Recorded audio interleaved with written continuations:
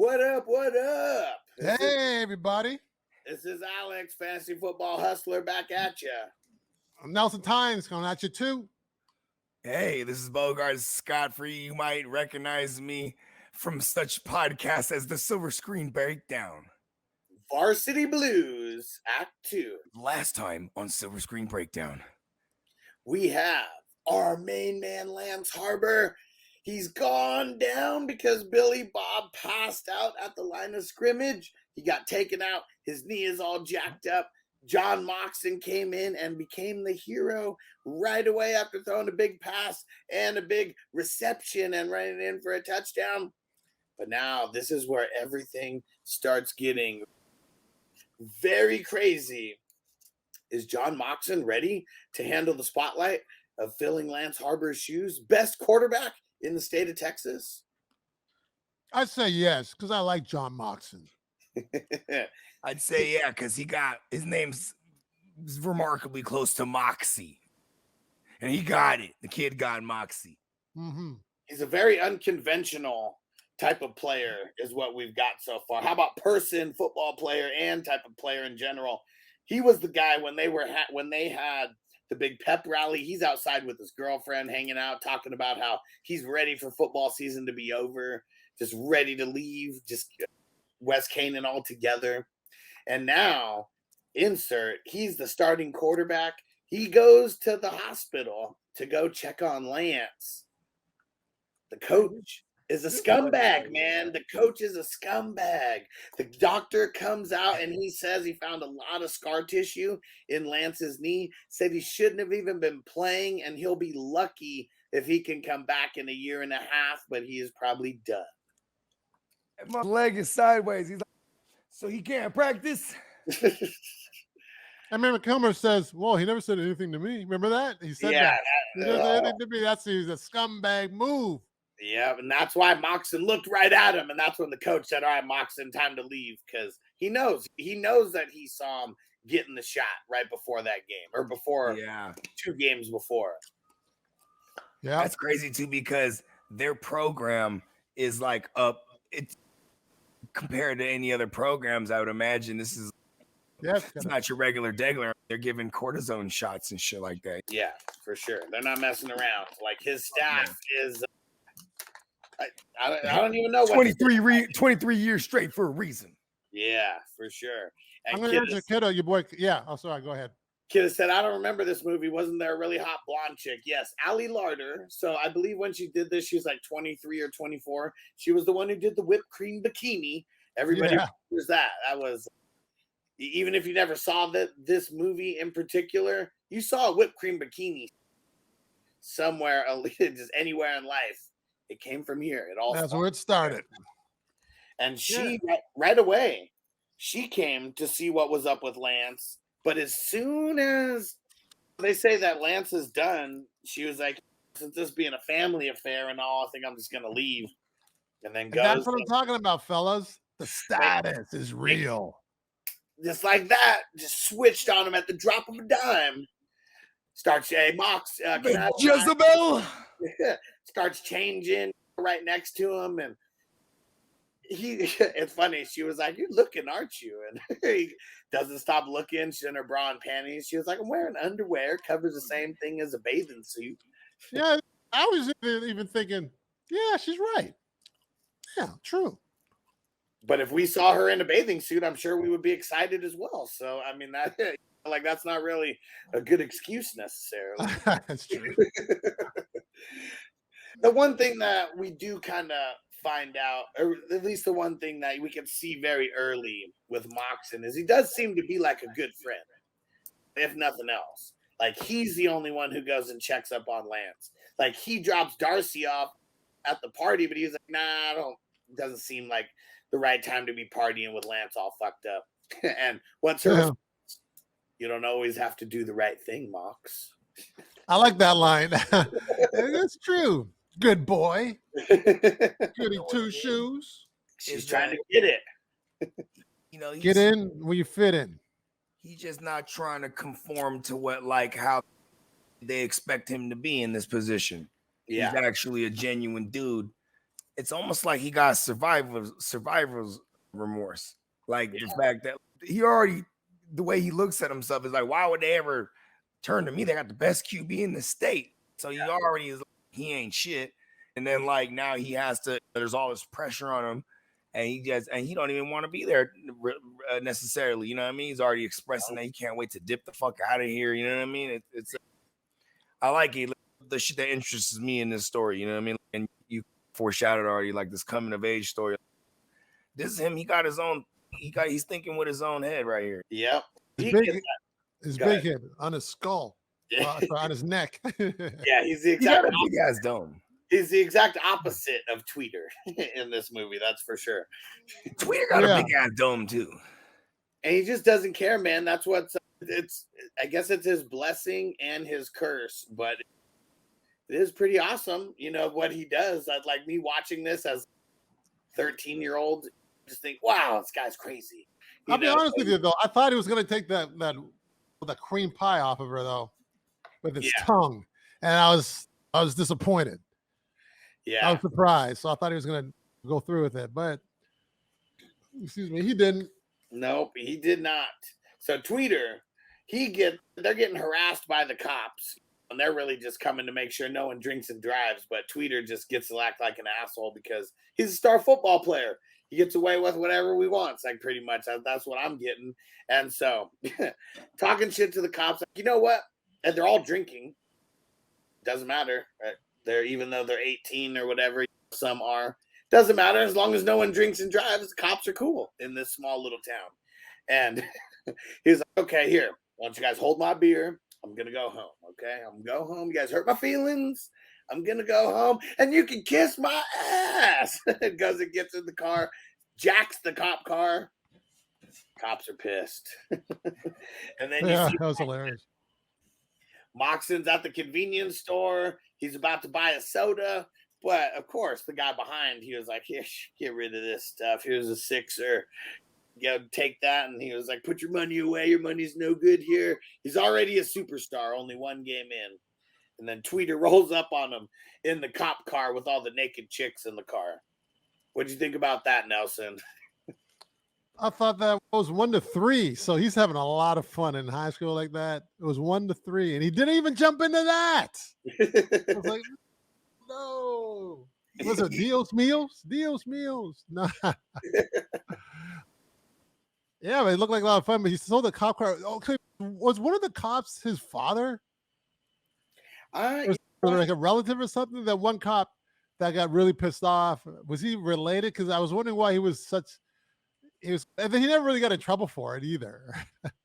No, of course not. Not in a small town like that. So I thought maybe that was his pops. Yeah, I don't think it was. I guess it could have been. It was so quick that I can't remember what those guys looked like. It just seemed like the dynamic of how they were interacting. Yeah. But man, and just like classic stuff. And then we get more of like John Moxon after that. So now he's drunk. He goes over to Jules' house and he's doing the old school, let me throw rocks like out the window. And he's like so confused on like life at this point because he didn't like football anymore is like what it seemed. But now that's because he wasn't playing, and now he gets to play. And now he's all excited. We did win. And yeah, he's just he got the juice. It's like he doesn't want to admit that he has it, doesn't want to admit that it feels good that he has it. He's embarrassed, or he's not used to it. He's not embarrassed, uncomfortable. Definitely uncomfortable this early on. Yeah, and I guess what one thing just about this whole entire small town, because like the next thing is like the sheriff or whatever, he's like talking shit to the guy who hates Moxon. And he's like, man, these guys, they stole our car. Like, we ain't never stole no car before. And then the coach is right there. My boys giving you trouble? No, coach. No, they're just kids. That's all.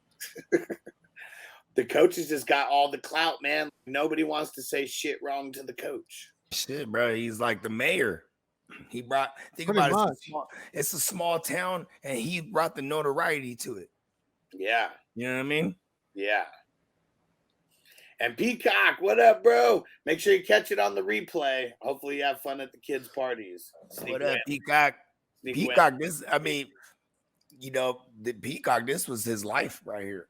He played football, high school football in Texas, and he grew up in this culture.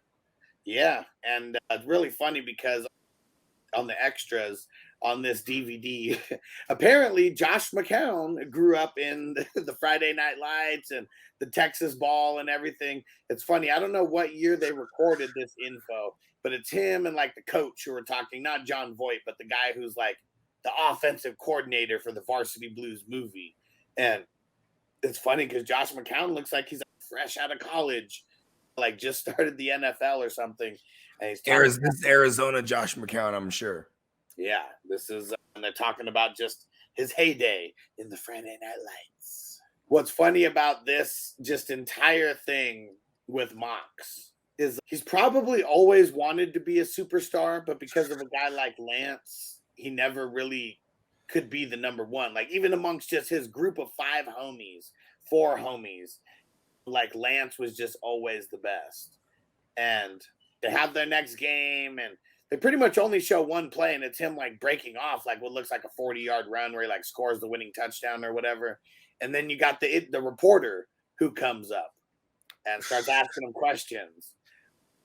What's it feel like to be out of Lance Harbor's shadow? And what do you think about playing ball in the Ivy Leagues? And me and Nelson talked about this a little bit earlier in Act 1, how we'll cut that out. His girlfriend does not like him just acting like a superstar, using the cliche sayings from these superstars. It's the classic FOF. She has FOF, fear of his success. FOS. There you go. You know what I mean? And women be like that, bro. The ones that's with you before it happens, they almost don't want it to happen because they. She didn't like. She even said it. I don't date football players because he wasn't a football player. He's different than everybody else. He was on the bench reading a book, acting like he was reading the playbook when he was still a backup. He did not play too much ball, though. I mean, he was just always backing up Lance. He was out there. He was a practice squad guy. That's about it. She was really digging. She was really feeling his flannel shirts with the backwards snapback. Yep. Man, and seeing, he's just too unconventional of a player for Bud Kilmer. He just really is. They go into another practice. Of course, he's going to go in there. Let's practice the hook and ladder. No one's out there really practicing the hook and ladder on a normal basis. Like they're a running football team. This is like circus shit to Bud Kilmer. But I like the play, though. I like it. And and Kidda said, I don't know about everybody else, but he said, but this movie sounds like a perfect one to fall asleep and nap to. And if you get to the strip club scene, you won't be able to fall asleep. I don't think so. Watching this in junior high when it came out, I felt the same way. That's why this is literally only the second time I watched it. And I almost want to watch it again because I had it on and the pacing of the movie is so good. They're like, I missed a lot. Like, you know what I mean? Well, you will miss a lot. You know what I mean? If you're not like on this thing, you feel me? Yeah, for sure. Because they don't really waste a lot of time, like having like even they don't have Tarantino dragged out conversations of dialogue. You know what I mean? Right.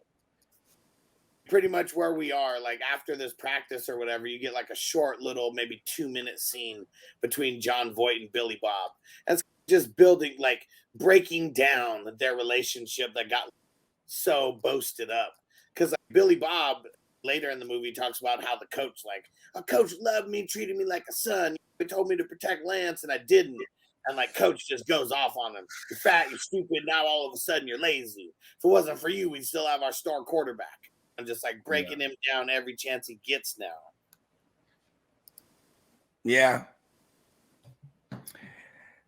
That's not unheard of. It's what's crazy. I think this movie that's what really got me is that this is how coaches are, man. You know what I mean? Not these modern day like PC America coaches neither. You know what I mean? Like they nowadays, what you're gonna say? You're overweight. You know, back then, you fat ass. You know what I mean?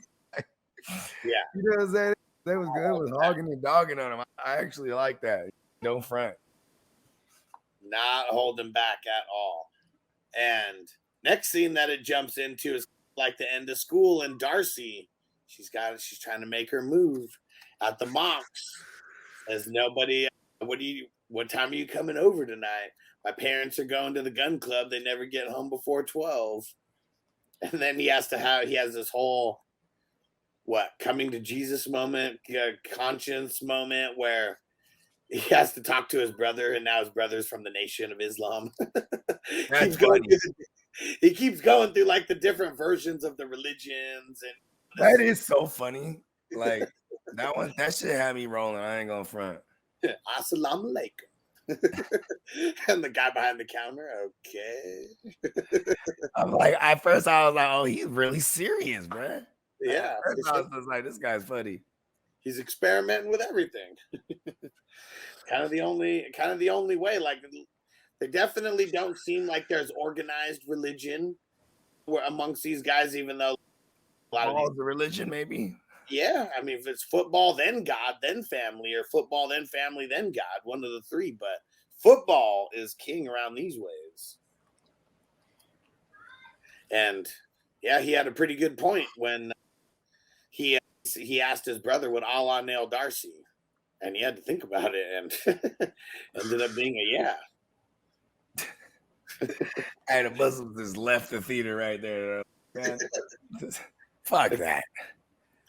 And then this is where it all happens. He goes over to Darcy's house. She said that in the name of Allah, he goes over to Darcy's house. She says she's making an ice cream sundae. Says that he should have one as well. And then she comes out with the infamous whipped cream bikini. And spoiler alert, it was not whipped cream. They said it was shaving cream. And if you look real close, like you could tell, but they said whipped cream, it just would not stay. It would just melt too fast. It would not stay on long enough for them to do the amount of takes that they needed to do. What'd you think of the whipped cream bikini, Nelson? So what did they use? Shaving cream. Oh, that makes sense. I don't really thought about that hard, but yeah, the whipped cream would melt off. Yeah. I wasn't even sure if they even used shaving cream. I thought it was just like an outfit. Oh. Yeah, like they made that looked like shaving cream, or looked like whipped cream even. Yeah. And it probably was material like that was on. They probably put the shaving cream on the material, then put the material, maybe taped it on her somehow. Because I don't think they just put the whipped cream on there. I mean, I don't know, but if they did, I would want to be that guy who had that job. That guy has a cool job title, whoever it is. But Mox, he is just too much of a good guy. She comes out in the whipped cream bikini, like they start kissing for like a second, and then he stops her, says he's sorry. She's so pissed. You're sorry? What are you talking about? Got all dressed up for you? You know what I'm saying? Throwing the box at him. Yep, and she even says, because he's talking about love. I might love Jules, and what I know is I don't love you. And she even says it's not about love. She's just trying to get busy. It's about her getting another life, and this is one of the ways that she knows that she could do it. Yeah, she's like, you might be the star. I gotta start fucking you. You know what I mean? Exactly. Like I said, the status thing's always ring. It's ugly head or it's head. It's not necessarily ugly.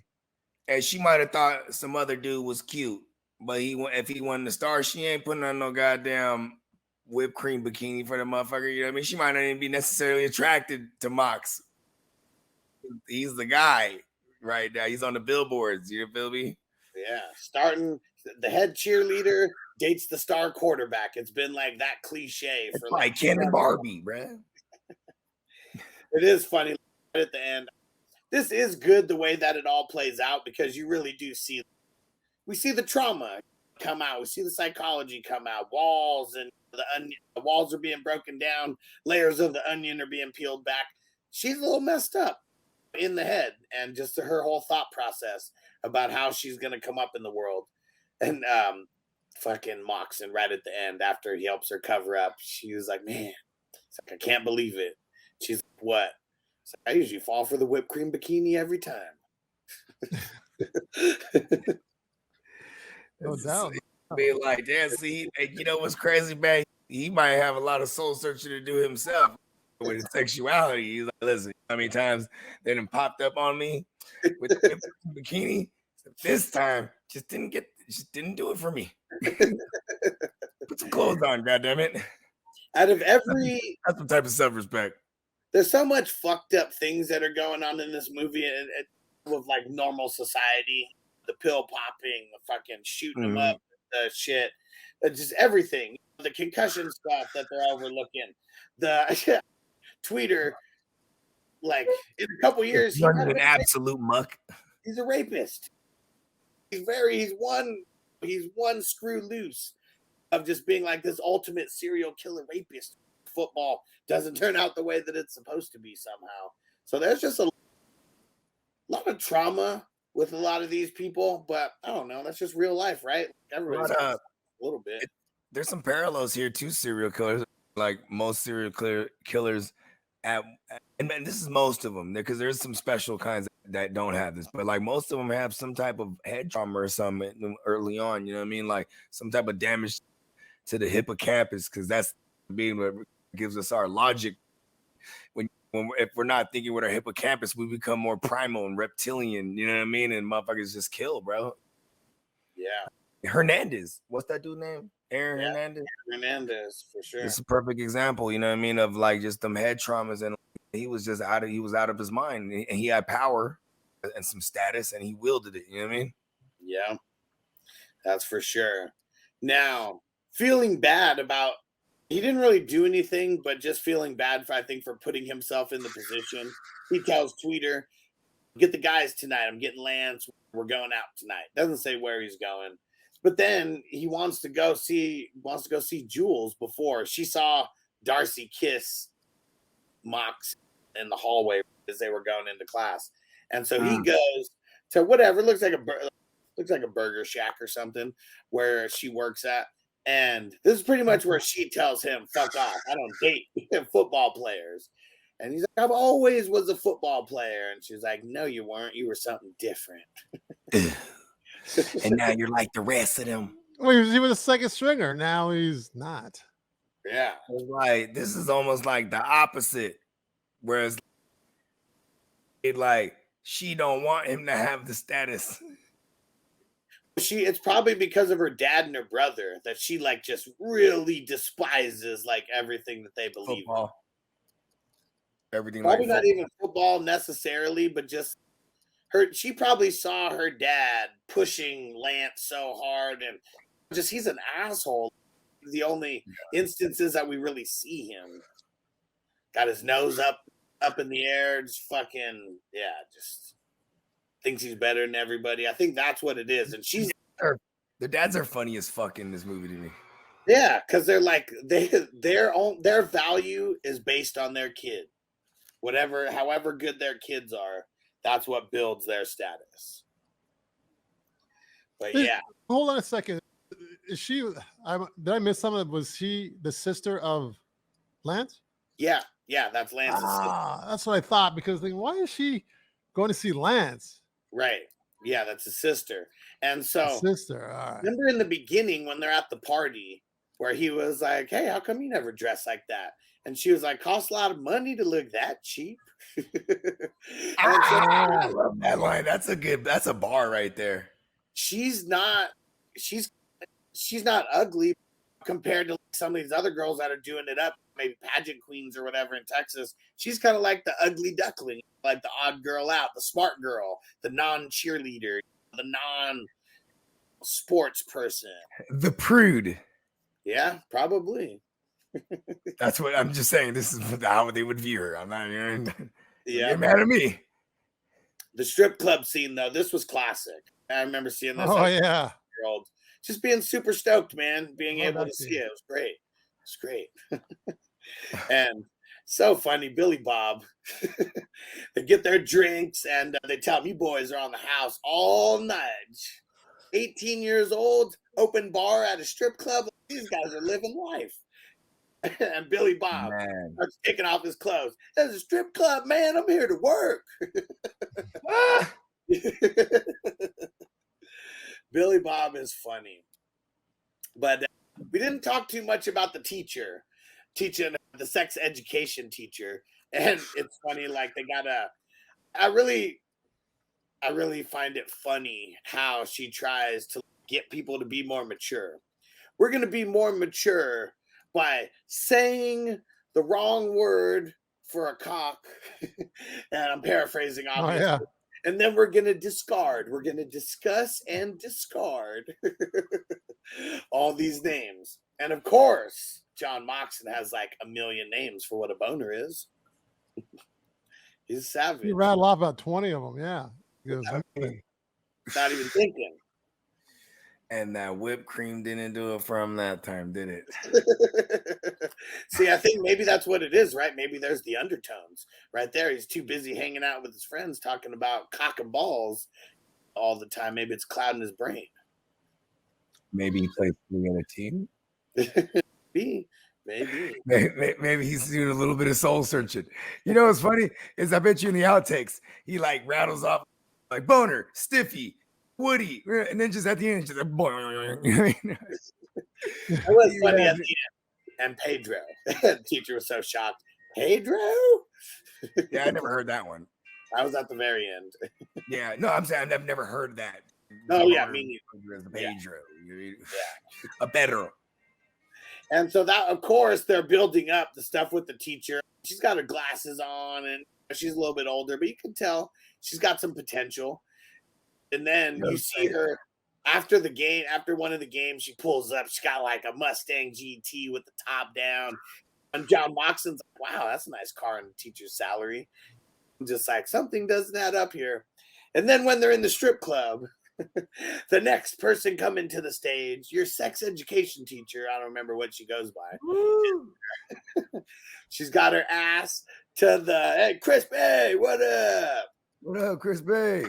Comes out, she has her ass to the stage and everything so no one can see her till she pulls it all off, gets down right in front of them, and it's like literally right in front of their table, and everyone's like, oh shit, that's Miss Davis. And then, oh shit, that's Miss Davis. So, yeah. And you know what's funny? That's awesome. Like, I ain't gonna lie, that's one of my favorite parts because I actually had a teacher like that. We used to all jock her, bro, because she was bad as fuck. She was like maybe 24 or 25, and we're in high school. You know what I mean? Yeah. Big old booty, too. And I would have been tight. Anyways, go ahead. And so it's hilarious because Tweeter, he's the one man out of everybody. He's always shooting his shot. How about that? He's sitting next to her. I just want to let you know I am 18. I have had sex with older women before. He was like, I give it a 9. What did he say? I give it a 9.5. I still got wood. Still. Like that was going to be the pickup line, though, making her know that she's got some good stripper moves. And then Billy Bob, you know what I give it? A 10. A fucking 10. Classic stuff. So classic. What do you think about that, Nelson? Sorry, man. I had to get back on this text. Sorry. No problem. What do you think about the big reveal with the teacher being the stripper? And now that was one of my favorite scenes, actually. I was thinking, how is she going to respond? And then I thought she was going to go running high, but no, she stuck it out like a real woman. Yeah. I was like, yeah. And then like she was just hanging with them like she was like one of the, not one of the guys, but she was like she was one of the regular strippers that she never even knew them. Yeah. And that's funny. It reminded me of we had this our French teacher when I was in high school. She had this assistant. We were 17 years old, and then she must have been 23, 24, but seemed a lot older back then. There's a big age difference. Yeah. But she was cute, and we were like wondering, I don't know, like when I'm bumping into her like outside of high school. It reminded me of her a little bit, but she was put together, man. Yeah, she was. Yeah. I think she was a stripper. Yeah, first before a teacher, not a teacher turned stripper. She got to put herself. Come on, Bogey. She had to put herself through college, and then you know what I'm saying, she puts herself through college. Then she gets her teacher's degree or whatever it is. She starts teaching, and because she knows it's going to be a shitty paying job, but it's about the fulfillment of these bright young minds that she's going to be helping. And then but wait a second, I can't go from filet mignon to the motherfucking hamburger helper now. She's like, you know what? And she only teaches what, September to June. She's like, I got to keep stripping. I would assume this is back in the 90s. Teachers are badly paid like right now. I could just imagine what like I think a teacher was like 25 bands or something like that. It was like the average like teacher salary back in the 90s, something like that, at least in California, because I remember there was like a bunch of those like those teachers that, remember in the 90s, hell, teachers were always threatening strikes and shit. I remember at least one strike that happened. Yeah, that's what I'm saying. And like 4th grade, so you were like in 5th or 6th grade. Yep, and they talked about how much that the teachers get paid, and like I had this teacher, I'll never forget, because he explained, he's like $25,000 a year. He was like, what do you think I can do with that? You know what I mean? Like he was breaking it down. Damn, no wonder he's always mad. You could pay your rent, probably. Probably. Maybe you could eat some top ramen or some peanut butter and jelly sandwiches. And then top ramen. Shit, man. I'm not mad at top ramen. And it's a struggle. I'm just saying, the struggle is real. But yeah, so that's all that I thought of. Just what you said, Bogey. Yeah, she probably did pay her way through college through that, and then get some bullshit teaching job. She's probably getting paid like 3 times as much, working like nowhere close to the same amount. And because it's a small town of nothing but hicks and alcoholics, and man, they're getting down in that local strip club. I mean, you see, she come through in a drop thing. You feel me? Yeah, she wasn't playing. But then, oh man, of course, they just get fucked up with Miss Davis. They're taking shots all night. They're drinking beer all night. And then when they leave the strip club, it's like 6 o'clock, 7 o'clock. No. Gotta go to the game. Come on. Like, why wouldn't you just skip school at that point? Like, just sleep it off. The game is not going to be till like 7 o'clock at night or something. Sleep shit off. I know. What are they going to tell them? I don't know. Like, they're them. You're out there stealing cop cars and drinking, and cops don't care. You can tell Miss Davis will tell you. We were with her all night.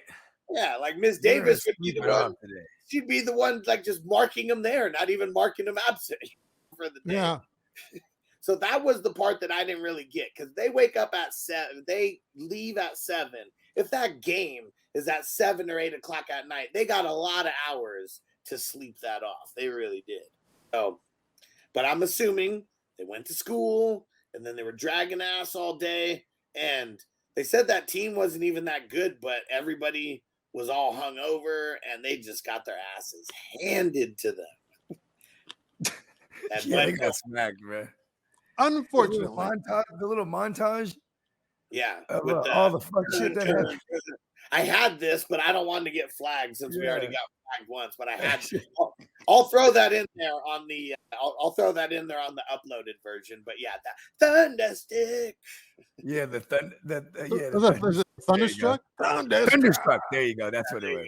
Yeah, they're playing all those late '80s songs that I remember when I was in high school. Those are like classic football songs. Oh yeah. Yeah. Hey, Zach in the house. What up, homie? What up, Zach? Oh, and by the way, everybody, please subscribe. We're getting close to the honey. Yeah, we totally forgot. The Bears are getting close to the honey, right? We forgot to say.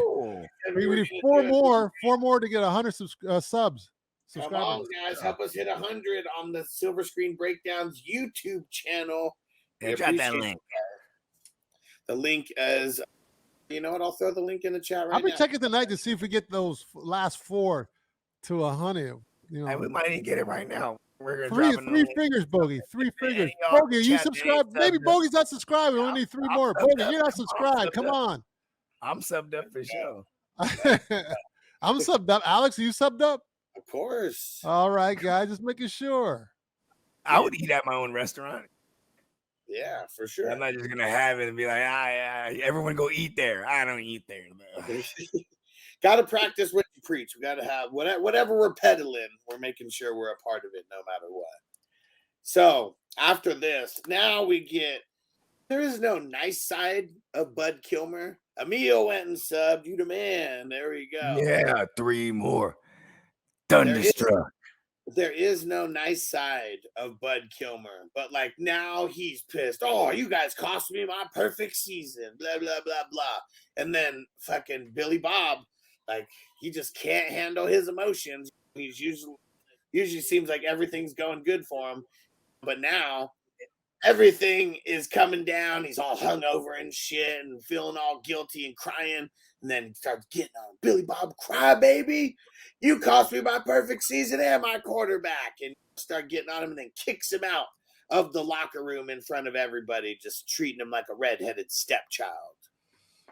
Yeah, that was messed up. The redheaded stepchild. Why is it a redheaded stepchild? They're not treated as well. No, man, little gingers. The gingers. What? Well, no, you know what the thing is? Here's my thing: is that I think the saying. I never really went down the rabbit hole to see what's the origin of the redheaded stepchild saying, but I would imagine it came from a motherfucker who had a cheating ass bitch, and then like they have like their third kid, and that kid pops out like that ain't mine, man. You know what I mean? Right. You just treated him like the fucking redheaded stepchild because that motherfucker came out with red hair. And he's like, listen, all my kids was clearly brunettes. And man, this is one of the better scenes I feel like in the movie. Like this, I think at its core, this movie is dramedy, but there's more like comedy, I feel, than like drama. You know, in there's a handful of drama, but you know, the Billy Bob, now this motherfucker's out there with a whole bottle of fucking Jack Daniels, or I don't even know what it is. He's flying off the handle now. Got the fucking shotgun, got the rifle, was just out there shooting shots in the middle of, I don't know, it looked like a practice field or something. Didn't look like the field that they play on. And yeah, it's just a whole big thing from Mox. And I think Mox is finally, he's over it all too. I don't know why it took like a stripper escapade and them like losing a game for him to be reminded how much he like hates the coach. But he's feeling like this football bullshit. Get you, just fucking quit, man. Fuck it. Fuck Kilmer. And then Billy Bob breaks down. He was like, oh, you care about the next district title? He's like, I do. He treated me like a son and all that. And it's sad that like someone like Billy Bob, he's not the sharpest tool in the shed. I'll use another analogy there. And like, this is all he has is football and them winning and getting the district title and keeping the clout. He's a couple cards short of a full deck. Yeah, one sandwich short of a picnic basket. Hey, Alex, that Billy Bob guy actor looked like the guy from the movie review. The movie review that we did with Punked. Who did Punked again? Ashton Kutcher. Ashton Kutcher. Remember that one? And they had that roommate, the big guy. It was not the same actor. No, it was not the same actor. That's the actor who was also in Boy Meets World. So different actor. Okay, are you saying the guy from Ashton Kutcher? Ashton Kutcher. I haven't speak tonight for some reason. Are you saying the guy from Ashton Kutcher's movie, or are you saying Billy Bob was also in Boy Meets World? No, I'm saying it was in Ashton Kutcher, the Butterfly Effect, his roommate in that movie. Butterfly Effect, yeah. Okay. Frankie the Enforcer in Boy Meets World. Oh, man, like, luckily Moxon's there for him. Like, he's always been a good friend to all of his peeps, especially Wendell, like, as well. Because he was talking about, like, racist. He was talking, man, I think you're on a delay, Bogey, again. He with Wendell, he was telling him how he doesn't have any touchdowns and how, he only had a couple touchdowns, and it's one that he broke off over 20 yards. And he said that Kilmer's just like a racist redneck. Always when they get in close, they're never giving him anything. And Moxon, of course, he goes in and changes the play, make sure that Wendell can put one in the end zone. So Moxon is like just a really good friend to all his peeps. Listen, bro. He's all around. He's a nice guy. What do you want to go to? I'm gonna get you there. But now he gets, it's crazy because he gets the letter that he's been waiting for from Brown University, and he gets a full academic scholarship, not a football scholarship, an academic scholarship. And the dad doesn't even care. He was like, that's great, Johnny, that's great, but what about Gilroy? What about this next game that we got going on? And that was do they say if it's Gilroy Cali? Because that's why I kept hearing because Gilroy. That's Gilroy, Texas. Okay. Yeah, because it was this was one of the ones that they needed to win the district. Oh, that's right. Okay. Yeah, and put that on. I got to be playing Gilroy. That's when we get this whole thing. I don't want your life. The dad is such a bitch, man. He was like, your voice is wrong. Your tone of voice is wrong. Your attitude's wrong. He was like, playing football, you got the opportunity of a lifetime. Boy, playing at West Canaan may have been the opportunity of your lifetime, but I don't want your life. I'll make sure to put that in there as well. It was, just more of the trauma unfolding. Like, the dad, he has to live vicariously through the son. Probably has some just boring ass job where just run of the mill, blue collar people. And if his kid doesn't succeed, it's like he's a failure. If he doesn't succeed at football, he's a failure. Mm-hmm. What'd you think about that whole dynamic, Nelson? You know what? It goes back to the parents that living through their kids. And I think we all see that in real life, actually, sometimes, right? Yeah. And I think a lot of it has to do, and I get it now more because when I think back about high school and I just think back about my childhood and stuff, it doesn't, even though it was long ago, it doesn't really seem like it was that long ago. There's a lot of memories that you have that it seems like it was like a couple years ago. So right. I can see that. And also to get locked into, what do you call it? Locked into a nostalgic way of living. Like for some people, high school was their best years. For me, it wasn't my favorite years. Or their favorite years, right? Was that? When we were talking about a tweeter earlier, it's life after high school, you know what I mean? Like, he got to keep going up and up because, man, he was having threesomes and doing, like, he might look back and be like, high school was the best years of my life. And all those townies or whatever we want to call them, like Lance's dad, Moxon's dad, and then those other drunk guys who just hang around, I don't even know if they had kids or not. The king of the hill dads. Yeah, exactly. That's the perfect way to describe them. They're out there. Yeah, they're always standing around drinking beer and just throwing banter. And like he was like, man, shit, these boys is having the times of their life right now. That was definitely the best time of their life, playing high school football, for sure. Yeah, exactly. Yeah. And it must be hard on those people, like to look back and like I look back, I had some great times, but I don't like high school that much, so I don't miss it. But could you imagine if that was your best years and you miss it, you probably have a hole in your heart, right, Bo? Yeah. You hear songs from that era and it takes you back, and you're like, oh. But that's, I would imagine that's for people that didn't have people that were unhappy with their lives after the fact. I guess that you could say it might not just have to necessarily be like your high school years. Just people, if they're unhappy with their lives, they're always going to resort back to, man, the good old days. You know what I mean?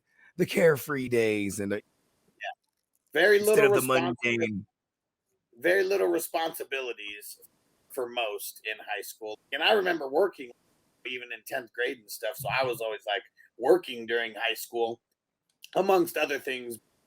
There's a bunch of people who maybe that's the last time, that you don't have any responsibilities. So maybe that's why. But I'm dazed and confused with at the end when he's like, if I start referring to these as the best years of my life, please kill me.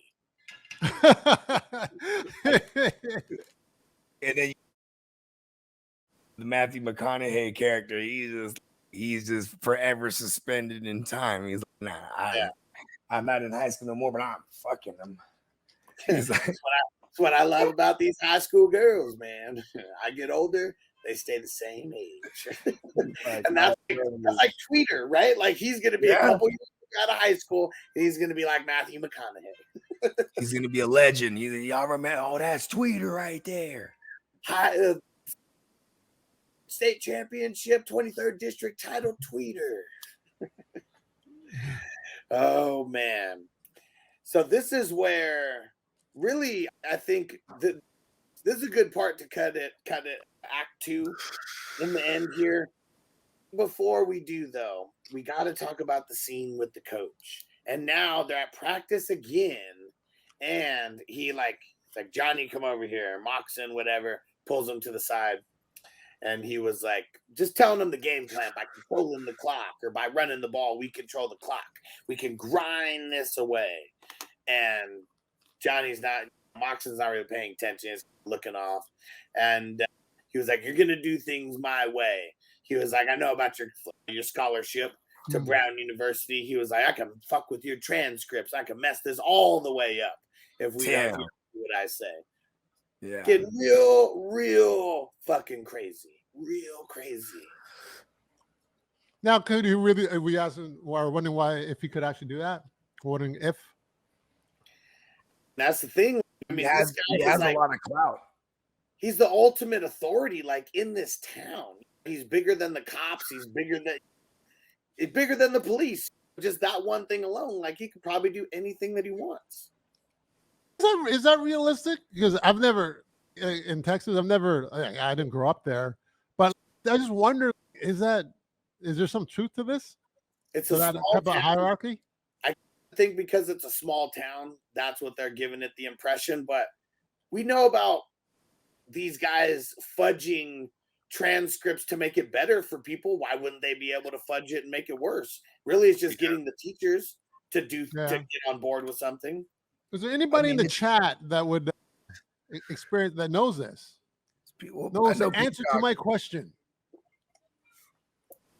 We need Peacock to come in and tell us about like the star quarterback or whatever. Oh, yeah? His high school football team. See if he had any crazy treatment like that. Is he from Texas? He is from Texas. Yeah. Oh, and also to ask you, the both of you, is there a huge disparity? I've noticed that in Los Angeles here, there's a big disparity between stadiums. What high school has a great stadium? Some high schools have benches. Yeah. Heck yeah. Do you have the same like in San Diego as well? Like it's like night and day, right? Yeah, definitely. These inner city schools, it's the inner city schools that usually don't have too much, but you get to the areas where they got a little bit of money, we start having nicer facilities, nicer stadiums, schools with pools. Like those don't exist like at every school. With pools? Yeah. Yeah, swimming pools and taking swimming. Like we had a pool, and it's crazy when we were in high school, our school was probably like new in the 80s or the late 70s. And what's crazy is like you never really wonder, unless maybe it was only me, but were all those fucking fundraisers of all that. At this time, we were like every fundraiser that every school in this district was doing was like to build this new grande high school. And that high school was built, has nice everything. It has this fucking stadium, not a stadium, but basically like in the school, like it was crazy. And still, and now in that district, it's the #1 school. But I remember being in high school when they opened this up, and it was like, oh, this is what we were raising money for 10 years. You know what I mean? Those things aren't cheap. We see some of these top NFL facilities are in the billions. Even some of these high school stadiums, what they're doing might not be millions, but it's definitely a shitload of money still by any standard. Millions, I would say millions. Just if you got okay, this high school got one of them scoreboards. Yeah, you know what I mean. Yeah, like the real. Yeah, they don't all have that. All right. You know what? We're going to wrap up act number 2 on that note. Tune in next time on the Silver Screen Breakdown, Varsity Blues, and find out if John Moxon is a heterosexual man. I don't know. Billy Bob may think otherwise. Well, I mean, he has a secret love with Billy Bob. That's what I was thinking, bro. I swear to God. Man. Hey, there were some F-bombs dropped on this movie, at least 2 to 3. Remember when he was like, he's like, I need you to protect my ass. Come on. He was like, oh, your bony ass? He's like, I don't think I have a bony ass. I think I have a very nice ass. They should listen, big pause, but they definitely showed a bunch of like side ass. Yeah. And Billy Bob, though, that a lot was of man side ass action going. That was still one of the funniest parts, though, Billy Bob. It is nice. Yeah. That was funny. I was laughing at that. All right. And real quick before we get out of here, Kid, what did he say? He said, have we broke down the Goonies yet? Not yet. Are we about to? Classic movie. And yeah, it is football related because of John Matuzak. I forget his name, but yeah, he was the number 1 pick in the 1973 NFL draft for the Raiders. I'm pretty sure he was a Super Bowl champion as well. And it was the guy who played Sloth.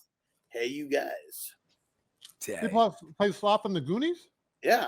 Yeah, he was a pro football player and Super Bowl champ with the Raiders. I don't remember Sloth. I barely remember the Goonies. You guys. That was one I remember. Like I spent the night at Kidda's house when we're like 12 or 13 or something. We're watching the Goonies, and apparently we had the shit like blasting, but we're both knocked the fuck out. And like his mom got hella pissed because she like woke up at 3 o'clock in the morning, and it was like the song for the DVD kept playing. It's good enough. And yeah, I do remember the song. Menu. Yeah, I do remember the song. Yeah, there was Cindy. What's her name? Cyndi Lauper, right? Yeah. There you go. There we go. 2-time Super Bowl champ, Kid has said. And don't forget, guys, don't take off because we're recording Act 3 right now. And Nelson, on the way out, remind everybody where to find you at. First of all, please subscribe and help us get to 100 subscribers. I always wanted to say that. So close. We're so close. So close. Each and every one of you. Deep into your pockets and into your hearts. And you can also find me. I know that movie. I don't know. I've seen it on several movies, I think, actually. You find me on, no, I'm not on Twitter. YouTube, Nelson Tynes, my acting, demo reel, acting scenes, commercial scenes, montages, and then Instagram. Please follow me. I'll follow you back. Say you saw me on the podcast. Friday Night Lights podcast, the Silver Screen Breakdowns. And I'll follow you back on Instagram. And Bogey? Hey, the earth is my turf. Universe, give me money. Peace.